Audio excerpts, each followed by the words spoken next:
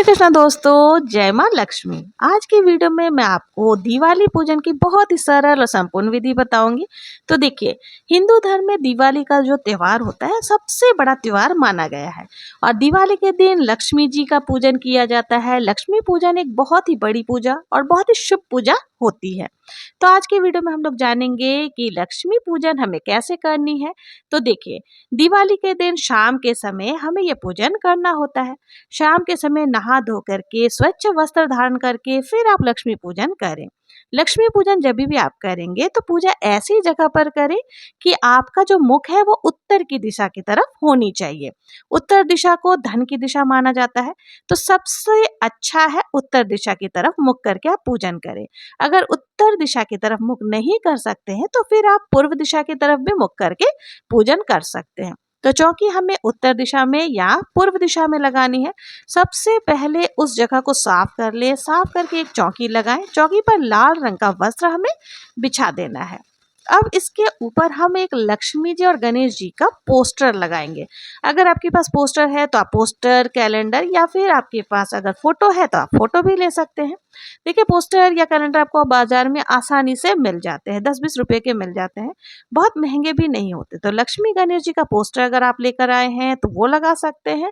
थोड़ा सा अक्षत का आसन देते हुए हमें लक्ष्मी गणेश जी या इस तरह की आप तस्वीर ले सकते हैं जिसमें कि आपको लक्ष्मी गणेश जी, साथ ही कुबेर जी, सरस्वती माता सभी विद्यमान है। तो यहाँ पर मैंने लक्ष्मी गणेश जी, सरस्वती माता सभी को विद्यमान कर दिया है। अब देखिए, लक्ष्मी जी की अगर आप नई मूर्ति लेकर के आए हैं तो उनको भी यहाँ पर आपको विराजमान करनी है। अगर आप नई मूर्ति नहीं लेकर आते हैं, पहले से आपके घर में लक्ष्मी गणेश जी की कोई दूसरी मूर्ति है, यदि आपके पास किसी धातु के लक्ष्मी गणेश जी हैं तो आप उनकी भी पूजन कर सकती हैं। और देखिए, अगर आपके जो भी आपने तस्वीर ली है उसमें अगर विष्णु भगवान की फोटो है तो ठीक है, नहीं तो आप सुपारी के रूप में भी विष्णु भगवान की पूजन कर सकते हैं। अब हमें यहाँ पर कलश की स्थापना करनी है। तो कलश की स्थापना करने के लिए हमें अक्षत ले लेना है। ध्यान रखें, अक्षत टूटे फूटे नहीं होने चाहिए। और कलश के जो आप स्थापना करेंगे ना, तो देखिए, चावल की थोड़ी सी ढेरी आपको लगा लेनी है। उसमें अगर आपको अष्टदल कमल बनाना आता है तो वो बना सकते हैं। उसके ऊपर हमें कलश की स्थापना करनी है। कलश एक आप किसी भी धातु का कलश ले सकते हैं। हो सके तो देखिए, कई के पास में सोने की, चांदी की भी रहते हैं कलश, तो उनको आप जरूर से रख करके पूजन करें। देखिए, लक्ष्मी माता का जो पूजन होता है भव्य तरीके से होता है। तो मैंने यहाँ पर कांसे का कलश ले लिया है। कलश के अंदर शुद्ध गंगा जल आपको थोड़ा सा डाल करके शुद्ध जल भर लेना है।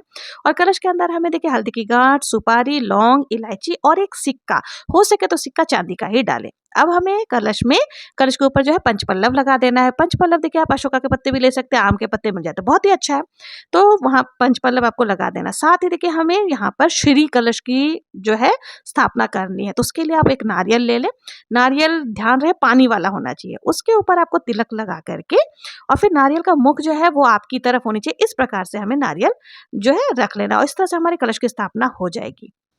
अब हमें ना एक यहाँ पे शुभ चिन्ह बनाना है। आप चाहें तो देखिए, अक्षत से शुभ लाभ का जो चिन्ह होता है वो बना सकते हैं, नहीं तो स्वास्तिक भी आप बना सकते हैं। तो जिस तरह से मैं यहाँ पर बना रही हूँ उस तरह से आप अक्षत से स्वास्तिक बना सकते हैं। और स्वास्तिक बना करके इसके ऊपर ही हमें दीपक को प्रज्वलित करना है।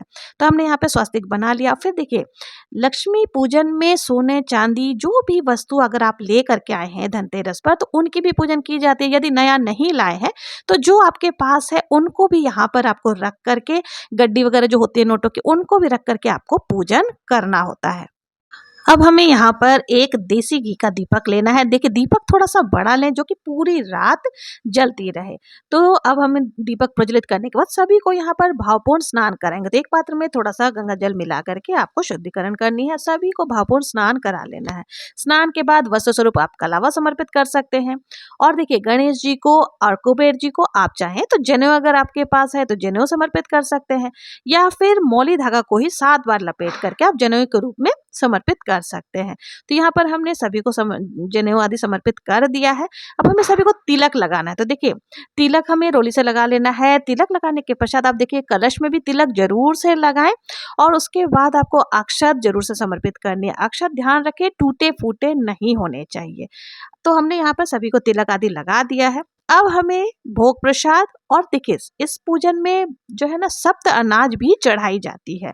तो सप्त अनाज में आप देखिए कुछ भी 7 तरह के अनाज समर्पित कर सकते हैं। और साथ ही देखिए इस पूजन में धनिया का विशेष महत्व होता है, तो साबुत धनिया आपको पूजन में जरूर से रखनी होती है। और इसके साथ ही देखिए भोग प्रसाद में आप जो भी चाहे वो चढ़ा सकते हैं घर में सात्विक तरीके से जो आपने बनाया, लेकिन खील बताशे का भोग आपको जरूर से लगाना है। तो खील और बताशे आप जरूर से समर्पित करें, और साथ ही जो भी मिठाई आपने मंगाई है मार्केट से लाकर या खुद से बनाई है उनका भी भोग आपको जरूर से लगाना है। साथ ही पानी फल मिल जाता है तो बहुत अच्छा है, उनका भी भोग आप लगा सकते हैं। और एक पात्र में आपको जल भी जरूर से समर्पित करनी है। ये सारी चीजें हमने समर्पित कर दी। अब हमें लक्ष्मी जी की प्रिय वस्तुएं कुछ जो होती हैं वो समर्पित करना होता है, जैसे कौड़ी हो गए, गोमती चक्र हो गए, कमल गट्टा हो गए। साथ ही देखिए गोमती चक्र इस प्रकार से होते हैं, बड़ी छोटी जिस भी साइज में आपको मिल जाए, लौंग, इलायची, हल्दी की गांठ और साथ ही चांदी का सिक्का।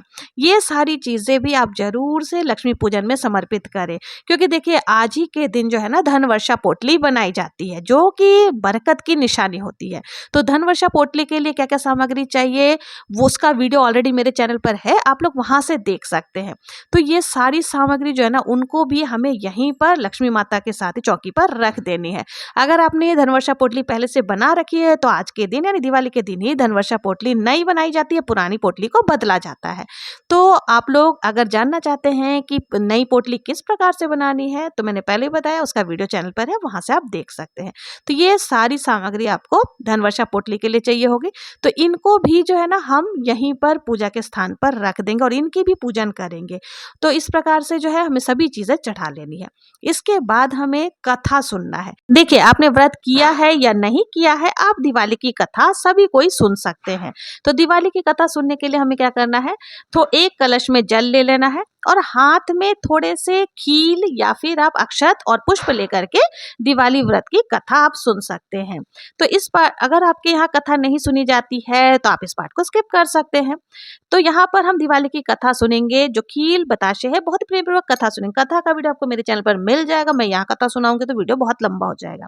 फिर हमने जो कथा सुनने के बाद जो पुष्प और खील आदि लिया था वो हमें लक्ष्मी माता के चरणों में समर्पित कर देना है। इसके बाद जो हमने दीपक रखे हैं सारे दीपक हमें प्रज्वलित कर लेने हैं। देखिए दिवाली के दिन मिट्टी के दिए जलाना बहुत ही शुभ होता है। सरसों के तेल के दिए जलाए जाते हैं, घी के दिए जलाए जाते हैं। तो जो भी दीपक आप प्रज्वलित करेंगे ना वो आपको चौकी के पास में ही प्रज्वलित कर लेना है। फिर अब हमने जो दीपक प्रज्वलित किए उसमें से ही एक दीपक लेकर के हमें आरती करनी है। आप चाहे तो दीपक से आरती कर सकते हैं या फिर आप कपूर जला करके भी आरती कर सकते हैं। तो अगर देखिए आपके यहाँ आरती नहीं की जाती है तो इस पार्ट को स्किप करें। हमारे यहाँ बहुत ही धूमधाम से आरती की जाती है, तो हम लोग यहाँ पर लक्ष्मी माता की आरती करेंगे। जय लक्ष्मी माता मैया, जय लक्ष्मी माता, तुमको निश दिन ध्यावत हरि विष्णु दाता, जय लक्ष्मी माता। प्रेम पूर्वक आरती करने के बाद हमें हाथ जोड़ करके पूजा में रही कमियों के लिए क्षमा याचना कर लेनी है और लक्ष्मी माता से निवेदन करना है, हे लक्ष्मी माँ आप हमारे घर में निवास करिए और हमारे घर में बरकत बनाए रखिए और अपनी कृपा दृष्टि सदैव हमारे सर पर बनाए रखिए। तो इस तरह से हमें प्रार्थना कर लेनी है, क्षमा याचना कर लेनी है। तो इस तरह से लक्ष्मी पूजन कर लेना है। आरती करने के बाद माता लक्ष्मी जी को हमें धान समर्पित करना है। देखिए धान जो होता है ना लक्ष्मी माता को बहुत ही ज्यादा प्रिय होता है और धान जो होता है ये बरकत की निशानी मानी जाती है। तो यानी कि आपको धान समर्पित करना है। यदि आपने खील लिया है, धान नहीं है तो खील समर्पित कर सकते हैं। तो आप देखिए इसे भी धन का स्वरूप माना जाता है और माता के ऊपर खड़े होकर के जितने भी परिवार के सदस्य हैं सभी लोग हाथ में थोड़े थोड़े धान लेकर के या फिर खील लेकर के लक्ष्मी माता के ऊपर वर्षा करनी है। घर के सभी सदस्य लक्ष्मी जी के ऊपर धान की वर्षा जरूर से करें। कहते हैं इससे घर में भी धन बरसता है। जिस प्रकार से हम लक्ष्मी माता के ऊपर धान बरसाएंगे उसी प्रकार से हमारे घर में भी धन धान बरसते रहते हैं, भरते रहते हैं। हमारा जो लक्ष्मी पूजन है इस प्रकार से हमारी पूर्ण हो जाएगी। तो ये थी लक्ष्मी पूजा की बहुत ही सरल पूजा विधि। पूजा करने के बाद हम लक्ष्मी पोटली बनाते हैं, यानी कि जो धनवर्षा पोटली जिसे कहते हैं वो बनाते हैं। देखिए पूजा के कितने समय के बाद हमें धनवर्षा पोटली बनानी है, धनवर्षा पोटली में क्या क्या डाला जाता है, कैसे बनानी है, इसका डिटेल वीडियो मेरे चैनल पर है, वहां से आप लोग देख सकते हैं। और देखिए पूजा के बाद भोग प्रसाद जो हमने माता रानी को चढ़ाया था वो परिवार सदस्य बांट करके खा सकते हैं। और जो भी देखिए आपने यहाँ पर बाकी चीजें चढ़ाई हैं वो सारी यहीं समर्पित चढ़ी हुई रहनी चाहिए, हिलाना नहीं है। चौकी हम अगले दिन उठाएंगे। चौकी कैसे उठाते हैं उसका भी वीडियो जल्द चैनल पर आ जाएगा।